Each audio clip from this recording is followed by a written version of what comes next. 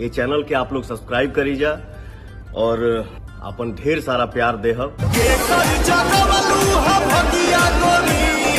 नमस्कार दोस्तों, भोजपुरी के पावर स्टार पवन सिंह के हरी हरी ओढ़नी गाने पर अमिताभ बच्चन और रणवीर सिंह और साथ ही अनिल कपूर बॉलीवुड के स्टारों ने मिलकर ठुमका लगाएं।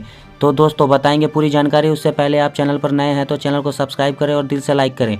बिना समय लेते हुए वीडियो को शुरू करते हैं। दोस्तों जैसा कि आप सब लोग जानते हैं कि पावर स्टार पवन सिंह का एक गाना सोशल मीडिया पर ट्रेंड चल रहा है जिसका नाम है हरी हरी ओढ़नी। खुशी की बात यह है कि गाना 100 मिलियन से भी ज़्यादा व्यूज़ पार कर दिया है।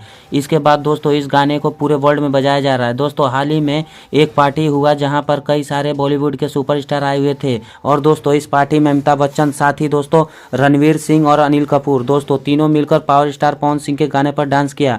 जिसके बाद दोस्तों सोशल मीडिया पर वीडियो फट से वायरल हो गया, क्योंकि दोस्तों आप भी जानते हैं कि पवन सिंह का कितना ज़्यादा फ़ैन फॉलोइंग है और दोस्तों इनका फ़ैन फॉलोइंग इतना खतरनाक कि कोई भी वीडियो आता है तो वायरल हो जाता है।